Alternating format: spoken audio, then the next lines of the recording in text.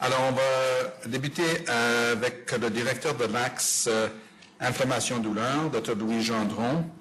Dr. Gendron, il a complété son doctorat en 2003 et il s'est joint au centre de recherche de CHUS en 2006. Alors, Dr. Gendron a joué un rôle important dans la préparation pour la visite FRQS cette année, et dans la restructuration et l'animation de l'Axe. Il a contribué d'une manière importante aussi à l'expansion de la plateforme animale pour les études comportementales sur la douleur et l'anxiété et la mise en place de laboratoires de neurophysiologie des opioïdes. Dr. Gendron il bénéficie d'un financement de la FRQS, des IRSC, CRSNG, la Fondation canadienne pour l'innovation et de l'industrie par l'entremise de Transim Pharma. Dr. Gendron est très actif comme membre du réseau québécois en recherche sur la douleur, le réseau québécois de la recherche sur le médicament. Il est membre de International Association for the Study of Pain, Society for Neuroscience, de l'Association canadienne des neurosciences, le Club de recherche clinique Québec et International Narcotics Research Conference. Il est membre du conseil d'administration de la FRQS. Louis, je vous invite à prendre parole.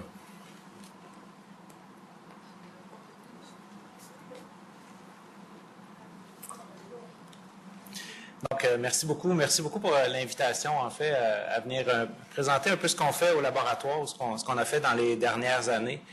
Moi, je suis entré ici, donc j'ai été recruté en 2006 comme professeur à la faculté, puis au centre de recherche, là, comme l'indiquait William Fraser.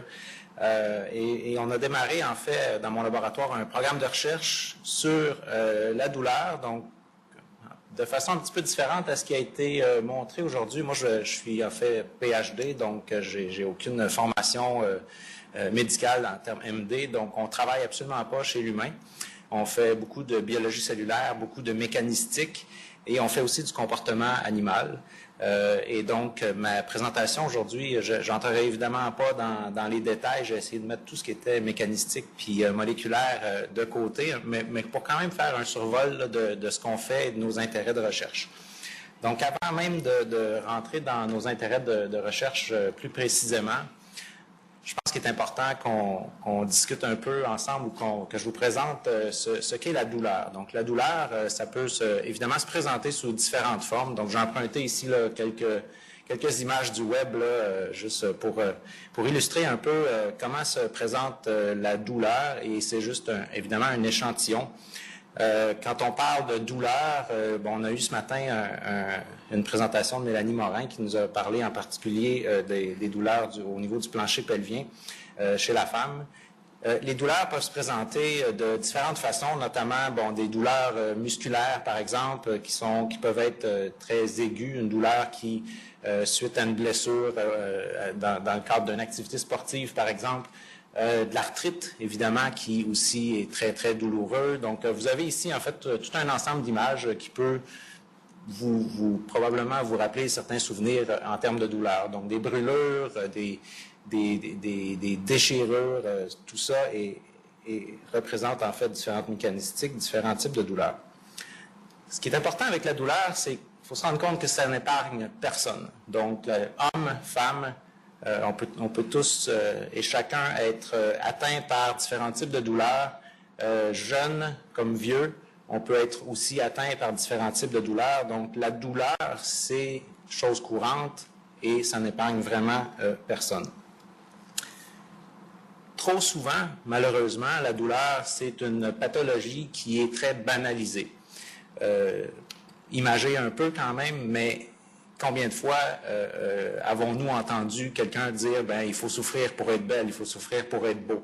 C'est évidemment à l'extrême, mais il faut comprendre là que la douleur, c'est comme si c'est normal que ça fasse partie de la vie de tous et chacun. Donc, très souvent, la douleur, elle est banalisée. Pourquoi elle est banalisée? C'est qu'on la traite souvent comme un symptôme d'une autre pathologie. Alors que la douleur en soi, c'est une pathologie, surtout lorsqu'on parle d'une douleur chronique. Lorsqu'on parle d'une douleur chronique, c'est une douleur qui persiste au-delà de ce qui l'a entraîné. Donc, s'il y a une blessure, si une pathologie entraîne une douleur, souvent des mois, voire des années après que cette première pathologie-là qui a induit la douleur est disparue, a été traitée, la douleur, elle, peut persister et dans certains cas, elle est extrêmement difficile à traiter, mais elle va continuer de déranger ou de modifier la façon de vivre des gens. Mais qu'est-ce que la douleur en réalité? La douleur, au Canada, en quelques chiffres, c'est des chiffres assez impressionnants, vous allez le voir, juste pour le Canada. On parle de un peu plus de 75% des gens qui vont consulter à l'urgence vont le faire dans un premier temps parce qu'ils ressentent une douleur. Donc, ils ne le feront pas parce qu'ils savent qu'ils ont une autre pathologie, mais ils vont se présenter à l'urgence parce qu'ils sont incommodés par une douleur. Ils vont consulter pour ça. 10 à 50% des patients qui vont recevoir qui vont avoir des chirurgies, des chirurgies électives vont développer des douleurs chroniques. Dans la population en général, en tout temps, les chiffres les plus conservateurs vont faire état de 20 à 30% de la population qui souffre de douleurs chroniques. Donc, à tout moment, il y a entre 2 et 3 personnes dans une salle qui souffrent de différents types de douleurs chroniques. Et comme je vous dis, c'est vraiment les chiffres les plus conservateurs. De ces 20 à 30% de gens qui souffrent de douleurs chroniques, 50% vont développer de façon générale des symptômes de dépression ou d'anxiété. 35% de ces patients-là vont aussi développer des idées suicidaires. Au Canada, c'est un coût qu'on chiffre à l'ordre de 60 milliards de dollars en coût économique de façon annuelle. Malgré tout ça, tous ces chiffres qui sont quand même éloquents et qui parlent, 1% seulement du financement des IRSC est dédié à des études sur la douleur. Donc, c'est vraiment très peu si on considère l'important coût économique et l'impact social au niveau des gens. Et finalement, un autre chiffre éloquent qui peut parler beaucoup, notamment dans les écoles de médecine, c'est que il y a 5 fois plus de formation pour les vétérinaires sur la douleur que les médecins. Donc, les médecins, au cours de leur formation, reçoivent en moyenne 5 fois moins d'heures de formation spécifique en douleur que n'en reçoivent les vétérinaires. Donc, nos animaux sont beaucoup mieux traités en clinique vétérinaire pour les symptômes de douleur que ne le sont possiblement les patients, au moins sur la formation générale. Si on revient sur quelques-uns des chiffres que je vous ai montrés, donc en termes de prévalence, lorsqu'on parle de douleur, donc je vous ai déjà mentionné qu'un 20 à 30% de la population canadienne en tout temps souffrait de douleurs chroniques.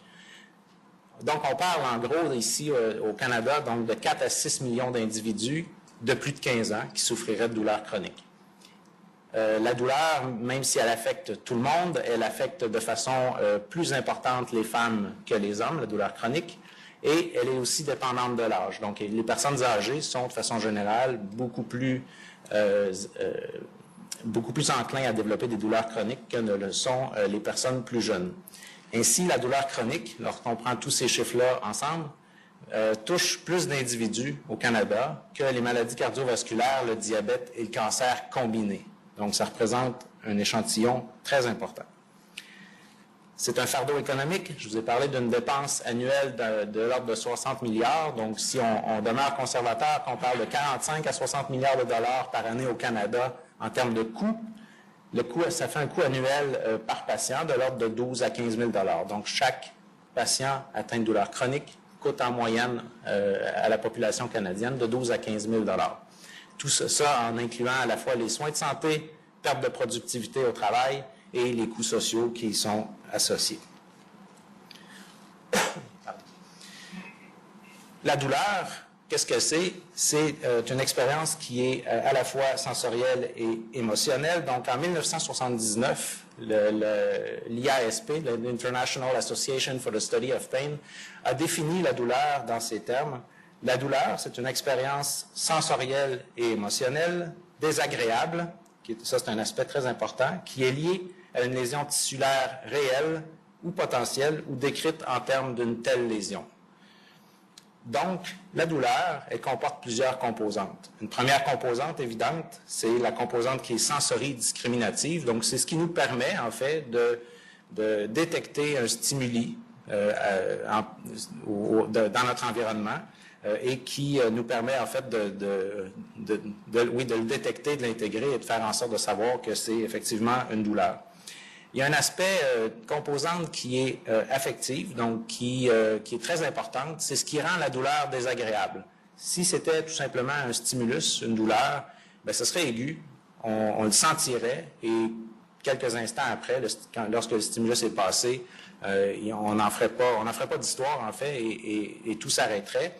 Mais la douleur a une composante affective qui est très importante, qu'on associe à un aspect très désagréable de la douleur. Donc, on n'a pas envie de répéter cette expérience. C'est ce qui amène évidemment à la composante cognitive qui, elle, intègre à la fois l'interprétation et l'adaptation. Je pense qu'encore une fois, ici, un cas imagé pour la composante cognitive de la douleur, c'est certainement la torture. Donc, la torture, c'est quelque chose qu'on n'a pas envie d'expérimenter. Et en fait, c'est qu'on peut associer un souvenir ou des images qui sont extrêmement désagréables à une situation de la vie. Et c'est donc l'intégration de tout ça. Donc, la douleur, c'est une expérience individuelle et qui est subjective. Comment on traite la douleur? Ici, vous avez, en fait, j'ai vraiment voulu imager de façon très générale. C'est un algorithme de traitement de la douleur. En fait, on va traiter en clinique la douleur sous différents niveaux, donc différents paliers. Généralement, en fonction des régions, des pays, il va y avoir des algorithmes comme ça sur au moins 3 niveaux. Ces algorithmes-là sont régulièrement revus. J'en ai vu passer un récemment pour le Québec, encore une fois. Donc, sur une base annuelle, je dirais, ces algorithmes-là sont revus. Mais de façon générale, l'ensemble des pays développés vont traiter la douleur sous 3 niveaux avec des analgésiques plus ou moins puissants. Donc, évidemment, les douleurs qui sont faibles à modérées vont être traitées avec des analgésiques comme l'acétaminophène ou les anti-inflammatoires non stéroïdiens, donc des analgésiques plutôt faibles.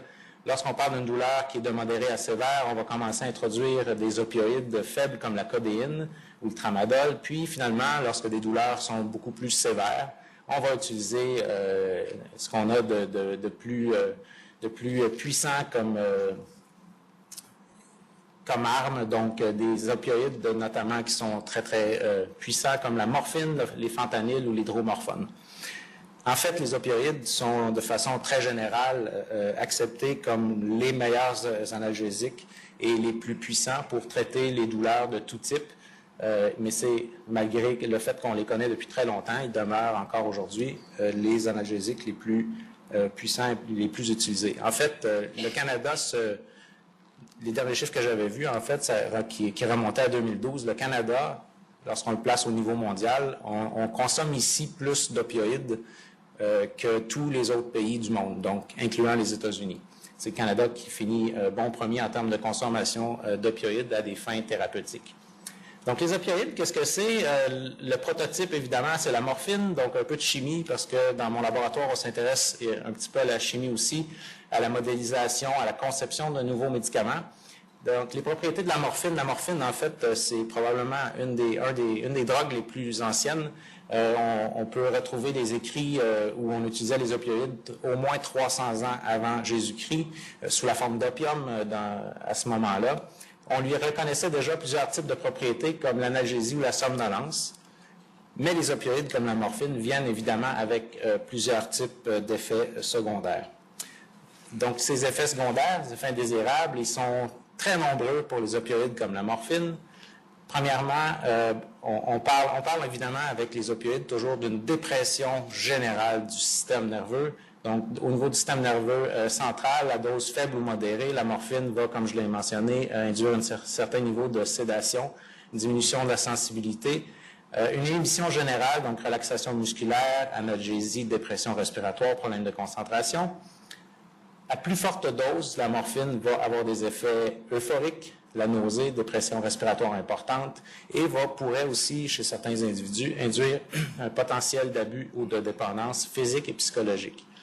Euphorie, la morphine, évidemment, est associée grandement au potentiel d'abus de dépendance psychologique.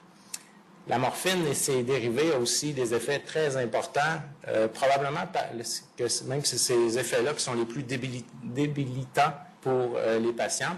Donc, à toutes les doses, faibles ou fortes, la morphine va induire à différents degrés la constipation, donc une inhibition de la motilité du tractus gastro-intestinal, augmentation du temps de passage dans le tractus, augmentation de l'absorption d'eau, et donc qui aura pour effet d'augmenter la viscosité des fesses. Et ça, comme je le disais, c'est donc un des effets indésirables les plus importants qu'on peut associer aux opioïdes. Et si les effets analgésiques de la morphine s'atténuent avec le temps, il y a un certain degré de tolérance qui va s'établir, les effets sur le système gastro-intestinal ne vont généralement pas être soumis à la tolérance. Donc, si on augmente la dose pour maintenir un degré d'analgésie suffisant, on va, par le fait même, augmenter les effets sur le système gastro-intestinal, donc sur la constipation. Donc, dans mon laboratoire, on s'intéresse évidemment aux opioïdes. On s'intéresse à développer de nouvelles thérapies pour traiter la douleur chronique. On s'intéresse en particulier à une cible qui est le récepteur opioïde delta. Donc, la morphine et ses dérivés vont chez l'humain, chez les rongeurs, lier trois cibles en fait dans le corps, dans l'organisme, que sont les récepteurs mu, delta et kappa. Le récepteur mu tient son nom de Morpheus, morphine en fait, donc c'est le récepteur qui lie et va être activé par la morphine, donc principalement. Si dans des souris, en fait ça a été fait, on invalide le gène qui encode pour ce récepteur-là, on obtient des souris qui sont totalement insensibles à la morphine. Aucune analgésie, aucun effet secondaire lié à la morphine chez ces souris-là. Donc le récepteur mu, c'est vraiment celui qui est ciblé par la morphine et ses dérivés. Et en fait, chez l'humain, en clinique, la très, très grande majorité des analgésiques opioïdergiques qu'on utilise ciblent le récepteur mu exclusivement ou principalement. Donc, dans le laboratoire, on s'intéresse à un récepteur de la même famille, comme je l'ai dit, le récepteur opioïde delta. Ces récepteurs-là, les trois, sont très, très similaires en termes de séquence. Donc, ils ont au moins 60% d'homologie. Et ce sont des récepteurs qui font partie de la très grande famille des récepteurs à 7 domaines transmembranaires couplés aux protéines G. Donc, ce type de protéines-là, c'est ici à Sherbrooke, en fait, on a un groupe qui s'intéresse de façon particulière à ces protéines-là, un groupe qui a une très, très grande reconnaissance, qui est reconnu, en fait, mondialement dans ce domaine-là, en pharmacologie. Et donc, les récepteurs aux opioïdes tombent sous le chapeau, en fait, de cette grande famille-là. Les récepteurs aux opioïdes sont couplés à des protéines GI et GO, donc des protéines inhibitrices, et ce qui leur permet, en fait, d'amener cette dépression générale au niveau des neurones. Donc, les récepteurs delta, ici, c'est une image de la séquence d'acides aminés. En fait, ce qui est important de comprendre, c'est tout simplement que c'est une cible potentielle, en fait, pour le développement de nouveaux analgésiques auxquels on s'intéresse au laboratoire.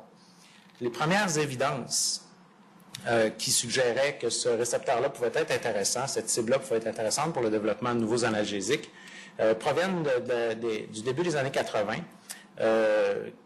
Au départ, deux cas, en fait, deux études de cas, un homme de 74 ans, un homme de 72 ans, qui étaient devenus tolérants à la morphine. Dans les deux cas, on parlait de cancer avec des métastases au niveau de la colonne vertébrale ou pulmonaire, qui avaient des douleurs et les douleurs ne pouvaient plus être traitées avec la morphine à cause du développement de la tolérance analgésique. Chez ces deux patients-là, en fait, ce qui avait été fait, c'est tout simplement une injection directement au niveau dans la colonne vertébrale, donc intratécale, d'un analogue des encéphalines. Les encéphalines, c'est notre morphine endogène. Et l'analogue en question avait une très, très grande sélectivité pour le récepteur delta. donc la sélectivité pour le récepteur delta, fait en sorte que ces molécules-là allaient activer le récepteur delta et pas le récepteur mu, donc pas le récepteur à la morphine. Dans ces deux études-là, on rapportait en fait que cet analogue, donc le DADL, était aussi bon, sinon meilleur que la morphine pour induire l'analgésie chez ces patients-là. Donc ça, c'est les premières évidences, comme quoi chez l'humain, le fait d'activer cette cible-là pouvait provoquer des effets analgésiques. Ensuite, a suivi très peu de temps après, en fait, en 1985, une étude un peu plus vaste, donc 10 patients. Encore là, on parle pas d'une étude majeure. Chez 10 patients, où on a comparé les effets à l'aveugle du DADL, donc cet analogue agoniste du récepteur delta avec la morphine en intrathecale. Et ce qu'on a vu, en fait, c'est que chez 8 patients sur 10, le DADL avait plus d'effets analgésiques que la morphine. Et que chez les 10 patients, en fait, il y avait quand même un effet analgésique. Donc, encore une fois, une démonstration comme quoi ce récepteur-là pouvait être utilisé comme cible pour le traitement de la douleur chez l'humain.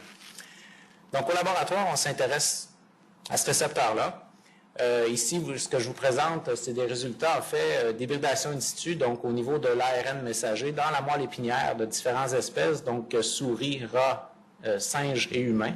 Donc, je vous montre comment est exprimée cette protéine-là à travers les espèces, donc au niveau de l'ARN messager et au niveau de la protéine, donc par étude de liaison radioactive.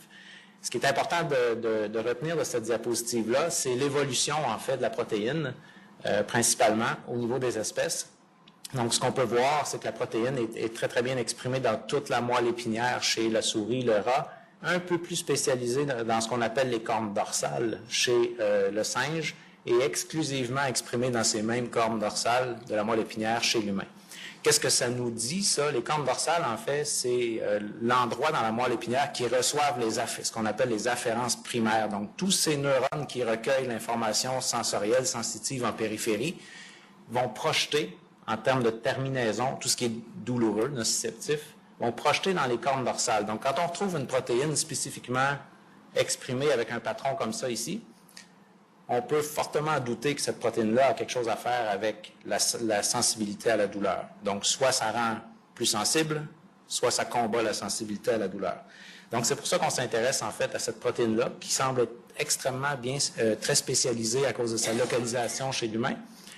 Et en plus, chez l'humain, il y a très peu, voire pas d'ARN messager dans la moelle épinière, ce qui suggère que là où elle est exprimée, en fait, c'est dans les ganglions. Donc ici, vous voyez les ganglions chez le singe, on ne les voit pas chez l'humain. C'est le ganglion au niveau de la colonne vertébrale qui exprimerait ces protéines-là et qui les transporterait vers la périphérie et vers la moelle épinière pour répondre. Donc, on dit que c'est une protéine qui va être présynaptique. Donc, ça va être important pour ce qui va suivre. Donc, à travers les années, qu'est-ce qu'on a fait au laboratoire? En fait, on s'est intéressé à savoir si cette protéine-là est effectivement exprimée comme ça à travers les espèces et qu'elle peut potentiellement avoir un rôle antidouleur, est-ce qu'on peut démontrer ce rôle antidouleur pour le récepteur delta? Donc, il y avait déjà eu des travaux, en fait, chez les rongeurs qui suggéraient ça. Donc, nous, on s'est intéressé à aller un petit peu plus loin, à voir quel type de douleur est-ce qu'on peut combattre avec ce type de molécule-là. Donc, le premier modèle qu'on a utilisé, en fait, c'est qu'on a vérifié, c'est un modèle inflammatoire. Donc, on a induit de l'inflammation, dans ce cas-ci chez la souris, qu'on a traité par la voie intrathecale, toujours avec des injections directement au niveau de la moelle épinière, avec différentes doses d'une molécule, la deltorphine, qui est un activateur très sélectif pour ce récepteur delta. Et ce qu'on voit en fait, donc ici, c'est les animaux, si vous regardez les points qu'il y a ici, c'est donc avant inflammation, ces animaux-là, avec un test de douleur, répondaient en 10 secondes, donc un temps de latence de 10 secondes. Lorsqu'on induit de l'inflammation, au bout de 72 heures, ces animaux-là ont développé une hyperalgésie, donc une diminution du seuil de la réponse. Et lorsqu'on traite avec ces molécules-là, de façon dose dépendante, on a une augmentation du seuil de réponse, donc on a un effet antidouleur, un effet analgésique.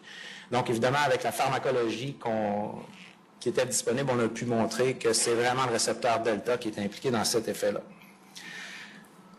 On a aussi, à travers différentes collaborations, développé, notamment avec le professeur Philippe Sarret ici à la faculté, on a développé un nouveau modèle animal de cancer des os. Donc, on induit un cancer au niveau du fémur chez le rat.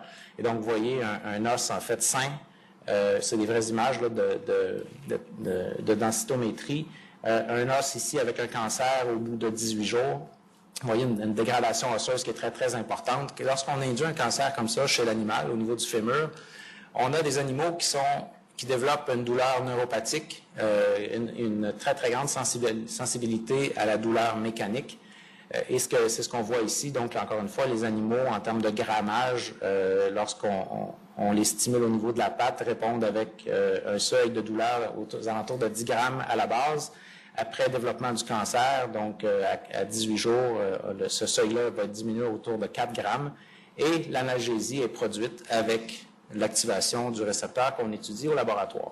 Donc ça suggérait que la cible qu'on étudie, en fait, a un très, très bon potentiel analgésique dans les cas de cancer des os. Et ça, c'est particulier parce qu'en clinique, on utilise beaucoup la morphine pour les gens qui sont atteints du cancer des os et souvent on va utiliser en phase terminale des doses de morphine extrêmement grandes qui vont rendre les gens à toute fin pratique inconscients. Les agonistes delta, on avait comparé dans ces études-là en fait l'effet analgésique par rapport à la morphine et on avait un effet analgésique beaucoup plus important que la morphine pouvait induire. Donc, il semblait, dans ce modèle-là, en tout cas animal, que ces agonistes-là, ces molécules-là étaient plus puissantes que la morphine. On a aussi fait d'autres types de douleurs, d'autres modèles. Donc, celui-là ici, c'est un modèle d'une douleur qui est chimique. On injecte la formaline au niveau de la patte. On induit une douleur aiguë suivie d'une phase, une interphase ici, puis une douleur qui est plus prolongée dans le temps. Et les points noirs, en fait, montrent, donc ils sont beaucoup plus bas que les points blancs, comme vous pouvez le voir, et ce qui signifie, en fait, que les animaux ont beaucoup moins mal lorsqu'on leur administre les composés qu'on étudie. Finalement, une autre étude qui n'a pas été publiée par mon groupe, mais par une bonne collègue. Donc, les douleurs neuropathiques sont aussi un type de douleur chez l'humain qui sont plutôt difficiles à traiter avec les analgésiques de type morphinique. Donc, avec ce modèle-là, encore une fois, les animaux sains, animaux avec douleurs neuropathiques, et ce qu'on voit, c'est une augmentation ou un effet analgésique, en fait, avec des doses croissantes, toujours de cet analogue d'L-torphine. Donc, dans différents types de modèles animaux, différents types de douleurs, ce qui est important de retenir, c'est que le récepteur delta et les composés qui l'activent, évidemment, ont la capacité de soulager ce type de douleur-là. Maintenant, quelques années après que j'ai installé mon laboratoire ici à Sherbrooke, il y a une controverse très importante qui est sortie dans la littérature. J'ai d'ailleurs invité la semaine dernière ce collègue qui est maintenant à Stanford, qui est venu ici au centre de recherche donner une conférence. Nous sommes de très bons amis, mais on ne s'entend absolument pas sur certaines hypothèses sur lesquelles on travaille. Et je pense que de toute façon, globalement, ça fait avancer la science. Mon laboratoire a publié, en fait, probablement les 2 meilleurs papiers qu'on a publiés ont découlé, en fait, de cette controverse. La controverse fait état de ceci. Au niveau de la périphérie, les récepteurs delta, DOR et mu, selon cette étude, seraient exprimés sur des neurones, mais totalement différents. Les mu, ceux qui répondent à la morphine, seraient sur des neurones exclusivement capables de répondre à la douleur de type thermique, donc à la chaleur, et les delta seraient exclusivement exprimés sur les neurones capables de répondre à des stimuli mécaniques, comme le toucher par exemple, ou comme une aiguille, un écrasement. Et donc ça remettait en question pas mal d'hypothèses qu'on avait, nous, au laboratoire. Nous, on pense, en fait, dans les modèles que je vous ai montrés, il y en a qui étaient évidemment mécaniques, mais il y en a d'autres qui étaient thermiques, où on induisait une douleur thermique, puis pourtant, nous, on voyait qu'on avait un très, très bon effet analgésique avec les agonistes de ces récepteurs-là. On a aussi une hypothèse au laboratoire qui veut que ces 2 récepteurs-là interagissent physiquement. C'est des protéines, et on pense qu'ils interagissent physiquement en dimère, et qu'on peut se servir, en fait, de cette interaction-là pour même diminuer la tolérance à la morphine. Donc, on avait des données qu'on avait publiées déjà avec un groupe de New York qui suggérait que c'est justement l'interaction de ces deux récepteurs-là, lorsqu'on est capable de la briser, qu'on est capable d'augmenter l'effet analgésique de la morphine, mais aussi de diminuer le développement de la tolérance. Donc, on s'est penché en fait sur un modèle assez simple. Je vous ai dit que chez l'humain, le récepteur qu'on étudie serait principalement exprimé au niveau des afférences primaires, au niveau de ces neurones qui transportent l'information de la périphérie vers le système nerveux central. Donc, c'est ce qui est illustré ici. Donc, c'est le premier neurone. Ici, c'est la périphérie, donc au niveau de la peau, un neurone qui est capable de répondre à la chaleur, à une dossure, à l'acide, par exemple, donc à des substances chimiques. Au niveau de la moelle épinière, ce neurone-là va libérer des neurotransmetteurs excitateurs. Un exemple est la substance P. La substance P, d'après le modèle qui avait été publié, ne serait libérée que par les neurones capables de répondre à la chaleur. Donc, ce qu'on a fait, on a fait une première étude qu'on a publiée dans Journal of Neuroscience, où on a imagé au niveau de la moelle épinière les récepteurs, donc les protéines qui sont capables de répondre à ce neurotransmetteur excitateur qu'est la substance P. Ces récepteurs-là ont une particularité importante pour ce genre d'études-là, c'est que lorsqu'ils vont lier la substance P, ils vont rapidement internaliser à l'intérieur de la cellule. Donc, au lieu d'avoir un marquage au niveau de la membrane qui fait tout le tour du neurone comme ici, on peut voir des vésicules avec à l'intérieur du neurone. Donc ça ici, ce que vous voyez en fait, c'est vraiment de la moelle épinière de rat qu'on a traité soit à la formaline au niveau de la pâte ou avec la capsaïcine. La capsaïcine, c'est l'ingrédient actif du piment fort. Donc quand on mange du piment fort, qu'est-ce qui arrive en fait? On a chaud, hein, ça donne une impression de chaleur. Donc en fait, c'est que ça active les mêmes récepteurs que la chaleur, donc spécifiquement. Et si ces récepteurs-là sont vraiment sur les neurones à substance P, ils vont évidemment activer la relâche de substance P qu'on va pouvoir mesurer par internalisation au niveau de la moelle épinière. Donc, c'est ce qu'on a fait. On a comparé, en fait, l'efficacité de la deltorphine, qui est notre agoniste delta, avec un agoniste du récepteur mu, sa capacité à empêcher la libération de substance P, qu'on mesurait par le degré d'internalisation. Donc, les animaux normaux, pas stimulés, on voit le récepteur qui est bien dans la membrane. Lorsqu'on stimule, soit avec la formaline ou la capsaïcine, on voit une internalisation des récepteurs à l'intérieur des neurones. Et cette internalisation-là peut être bloquée à la fois en activant le récepteur delta et le récepteur mu. Donc, ce que ça suggérait ici, c'est que le récepteur delta est vraiment capable, tout comme le récepteur mu, d'inhiber cette relâche de substance P et qu'il serait donc potentiellement exprimé sur les mêmes types de neurones qui libèrent la substance P. Évidemment, ça restait un modèle d'imagerie, un modèle qui était pas très dynamique, je veux dire, donc parce qu'on prend une photo dans le temps de ce qui se passe au bout de quelques minutes après l'injection d'une substance au niveau de la pâte. Lors d'une visite en France, à Clermont-Ferrand, en fait, où je suis allé donner quelques cours pendant une semaine, j'ai visité le laboratoire du professeur Radwan Dalel, qui lui, il est dentiste. Il a aussi un PhD. Il s'intéresse plus particulièrement au CIDN, donc c'est les contrôles inhibiteurs diffus nociceptifs. Ici aussi, on a un spécialiste de ça, en la personne du professeur Serge Marchand. Donc, Serge s'intéresse aux contrôles inhibiteurs diffus nociceptifs, principalement chez l'humain. Radwan Dalel, lui, a un modèle que j'ai trouvé en fait extraordinaire chez le rat. Et un modèle qui devient très indépendant de l'expérimentateur. Vous allez comprendre pourquoi. Donc, je ne rentrerai pas dans les détails complets de ceci parce que je ne suis pas électrophysiologiste. Ça, c'est de l'électrophysiologie in vivo. Ceci dit, il faut comprendre juste un minimum de ça pour voir que c'est un système ou un modèle qui peut être très puissant pour voir en fait les effets qu'on voulait voir. Donc, en quelques mots, ce qui est fait, on installe l'animal sur un cadre stéréotactique et on va être capable de mesurer l'activité neuronale directement avec des électrodes qui sont plantés dans le cerveau. Donc, évidemment, c'est une expérience qui est terminale. L'animal ne pourra pas survivre à ça. Mais c'est une expérience qui prend en gros une journée à préparer et s'assurer qu'on est capable d'enregistrer les neurones au niveau du noyau oralis. Et ce qu'on fait, c'est qu'on stimule au niveau des moustaches, donc en périnasal, avec un courant électrique, avec une fréquence de 0,66 Hz. On va stimuler un champ neuronal et on va mesurer l'activité neuronale des neurones au niveau du noyau oralis. Ces neurones-là, au niveau du noyau oralis, ils ont une particularité, ce sont des neurones qui sont très, très sensibles à l'activation des contrôles inhibiteurs diffus nociceptifs. C'est quoi ces contrôles-là? C'est votre capacité à vous,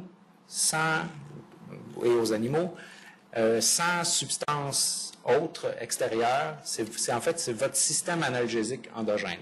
Donc, on est capable d'activer ce système-là de différentes façons. Une des façons, et Serge Marchand le fait ici en demandant à ses participants de tremper leurs bras dans l'eau très, très froide. Donc, lorsqu'on immerge une grande partie du corps dans de l'eau très froide, c'est un stimuli qui est douloureux en soi et qui va activer les contrôles inhibiteurs diffus nociceptifs. Donc, ce stimuli douloureux-là va induire la relâche d'endorphines et d'autres neurotransmetteurs inhibiteurs partout dans le corps et vont induire une analgésie globale du corps. Donc, c'est un peu ce qu'on voulait mimer ici. Donc, on enregistre au niveau du noyau oralis les courants, l'activité neuronale. On place la patte de l'animal dans l'eau chaude, dans un bain d'eau chaude, où on applique une pression de 300 grammes sur sa patte. Donc, les deux sont des stimuli qui sont douloureux, considérés comme douloureux. Donc, ce que ça a pour effet, c'est que ça active les voies ascendantes de la douleur. Au niveau du cerveau, ça va activer les contrôles inhibiteurs diffus nociceptifs et ceux-ci vont bloquer la relâche ou l'activité neuronale. Tout ça, évidemment, de façon indépendante de l'expérimentateur.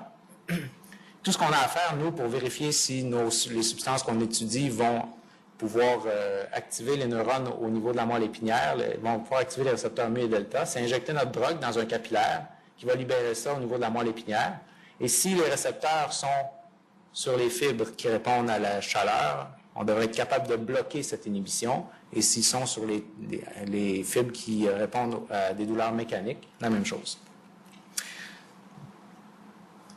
Donc là, je sais que je n'ai pas de son, mais je vais quand même, c'est dommage, mais je vais vous montrer rapidement ce que ça fait, de quoi ça a l'air ça. Donc, je pensais qu'on l'entendrait peut-être, c'est pas grave. Donc, en fait, ici, ce que vous avez, c'est un enregistrement d'un animal. Ce qui est important, sur quoi j'attire votre attention, c'est la série de points qu'il y a ici et le graphique qui est en haut. Donc, à chaque stimulation, une stimulation électrique, en fait, qui est faite au temps zéro, donc avec une fréquence de 0,66 Hz, vous avez l'activation des fibres A-delta et des fibres C. Les fibres C sont les fibres nociceptives. L'activité de ces fibres-là disent que c'est un stimuli douloureux. Vous allez voir apparaître à 36 secondes, vous allez voir apparaître une ligne rouge, et c'est lorsqu'on aura mis la patte de l'animal dans l'eau chaude, et vous regarderez ce qui se passe au niveau des décharges des neurones nociceptifs de type C. Donc, ça vient de se passer. La patte est mise dans l'eau chaude. Donc, ici, ces fibres-là, vous voyez, les neurones déchargeaient. Et là, vous voyez, ceux-là continuent, et ceux-là, ils sont complètement silencieux. Donc, ça, c'est l'activation des contrôles inhibiteurs diffus nociceptifs. OK? Et donc, vous avez ici dans le graphique la même chose. Ça, c'est le wind-up qu'on appelle avant. Donc, une très, très forte activité neuronale. Lorsqu'on met la patte dans l'eau chaude, les neurones deviennent silencieux. Et lorsqu'on retire la patte de l'eau chaude, ça va se produire à 60 secondes, il va y avoir un retour graduel de l'activité neuronale. Et là, on n'a pas mis aucune substance, pas de morphine, rien, c'est juste le contrôle inhibiteur diffus. Donc là, l'eau chaude a été enlevée et on voit réapparaître l'activité neuronale. Donc, c'est un système qui est extrêmement puissant, qui est endogène. Okay? Donc, je pense que vous avez compris le principe. Donc, ce que ça donne, en fait, en termes d'expérience, si, par exemple, vous vous servez d'un stimulus qui est de chaleur, bon, par exemple, ici, ce qui a été utilisé, c'est un bain avec de l'eau à 49 degrés. Vous avez l'activité neuronale avant, vous avez l'activation des CIDN, inhibition d'activité neuronale, et lorsqu'on retire la patte de l'eau, retour. Lorsqu'on applique, au niveau de la patte, une stimulation mécanique de 300 grammes, on pince tout simplement la patte. On a avant pincé donc cette activité neuronale, inhibition d'activité neuronale et retour lorsqu'on enlève le stimulus. Donc, ce qu'on a fait dans ces expériences-là, qu'on a aussi publiées dans le Journal of Neuroscience en 2013, on a donc fait ça c'est tout le même animal, chez qui on a fait d'abord, on a appliqué avant de mettre toute substance, on a montré en fait qu'il y a activation des contrôles inhibiteurs diffus nociceptifs lorsqu'on met la patte dans l'eau chaude. Lorsqu'on met en intratécal un agoniste du récepteur mu, on a un bloc complet de l'activation des CIDN. Donc, le récepteur mu est capable, comme on l'avait prévu, d'inhiber les fibres qui répondent à la chaleur. La même chose pour les agonistes delta. Vous voyez ici, on part d'activation très, très forte des contrôles inhibiteurs diffus nociceptifs et une inhibition importante lorsqu'on utilise l'agoniste des récepteurs delta. On a fait la même chose avec les douleurs mécaniques, et encore une fois, on retrouve à la fois pour les agonistes du récepteur mu et delta la même chose, donc inhibition de cette activation des contrôles inhibiteurs diffus nociceptifs. Donc, ce qui est important, en fait, dans cette étude-là, c'est qu'en bout de ligne, ce qu'on a réussi à démontrer par des techniques électrophysiologiques, donc qui est indépendante en fait, qui était une cinétique déjà, chez un même animal, on pouvait faire avant, pendant et après. On a pu démontrer que les neurones qu'on étudiait, contrairement à ce qui avait été proposé, sont vraiment capables d'inhiber à la fois la douleur thermique que la douleur mécanique. Et ça, c'est important, en fait, parce qu'on ne voulait pas, nous, travailler sur une cible qui était capable d'inhiber un type de douleur dont personne ne souffrait. Donc, en conclusion, en fait, de ces différentes études-là, au fil des années, il y a plein de choses que je ne vous ai pas montrées, mais auxquelles on s'intéresse au laboratoire. Donc, le récepteur opioïde mu, il serait impliqué dans les effets du récepteur delta. On a réussi à montrer ça avec des différents types de souris génétiquement modifiées. On a aussi montré que, bon, ça, c'est ce que je vous ai montré, que les récepteurs mu et delta sont effectivement exprimés dans les mêmes sous-populations de neurones au niveau des afférences primaires qui contrôlent la douleur. On a aussi tout récemment publié une étude avec des collègues ici qui montrait le rôle d'une kinase qui pouvait prévenir les effets analgésiques médiés par le récepteur opioïde delta. Donc ça, on s'intéresse beaucoup aux mécanismes de régulation de ces protéines-là, parce qu'évidemment, chaque protéine qui est impliquée dans la régulation de nos cibles thérapeutiques sont potentiellement de nouvelles cibles thérapeutiques aussi. Donc on s'intéresse évidemment à ces protéines-là. On s'intéresse plus récemment à une nouvelle protéine qui fait en sorte que le récepteur est retenu au niveau du réticulum endoplasmique et qui est donc très, très mal adressé au niveau de la membrane des neurones. Et finalement, avec un collègue qui était à New York, qui vient de déménager à Saint-Louis, on s'intéresse sur le fait qu'on peut cibler ce récepteur delta pour améliorer les traitements à la morphine. Donc, on a publié un papier l'année dernière qui montre que lorsqu'on inhibe ce récepteur-là, on est capable vraiment d'augmenter les effets de la morphine, mais aussi diminuer la tolérance de la morphine. Le récepteur delta, c'est une cible qui est vraiment intéressante pour d'autres raisons aussi. Donc, c'est une cible qui, contrairement au récepteur mu, a beaucoup d'autres effets bénéfiques. Donc, il est notamment efficace dans les modèles animaux de douleurs diabétiques. Donc, on a un petit peu parlé de diabète tout à l'heure avec André Carpentier. Il y a certains types de diabète qui induisent des douleurs neuropathiques au niveau des extrémités. Les récepteurs delta sembleraient très bons, en fait, pour combattre ce type de douleur-là. Il y a de plus en plus d'études qui montrent qu'ils ont aussi des effets cardioprotecteurs en cas d'ischémie. Et un volet qui nous intéresse en particulier, donc le récepteur delta avait des effets anxiolytiques et antidépresseurs importants. Donc, dans les dernières années, on a publié un papier grâce à une subvention du Réseau québécois de la recherche sur la douleur, où on a établi en fait un nouveau modèle de douleur chronique qui induit l'anxiété chez le rat. Et donc, on a maintenant pour objectif de se servir de ce nouveau modèle-là pour vérifier justement les effets polymodal des agonistes delta, donc à la fois sur la douleur, l'anxiété et la dépression. Donc, anxiété et dépression, le récepteur delta aurait aussi des effets antimigraineux, des effets sur la maladie de Parkinson et aussi sur la mémoire. Et tout ça parce qu'il est évidemment exprimé dans plusieurs noyaux au niveau du cerveau.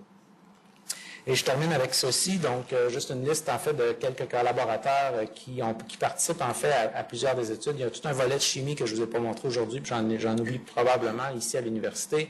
Tout un volet de chimie que je ne vous ai pas montré parce qu'on travaille beaucoup avec les chimistes dans le laboratoire à développer de nouvelles molécules. On part avec le principe que le récepteur a été récemment cristallisé, donc on modélise le récepteur avec son ligand et on s'intéresse évidemment à toutes les voies de signalisation qui sont associées avec ce récepteur-là et on pense qu'on peut maintenant faire du design rationnel, donc c'est des choses qu'on fait avec Brigitte Guérin et Yves Dory, du design rationnel donc pour ces différentes protéines-là.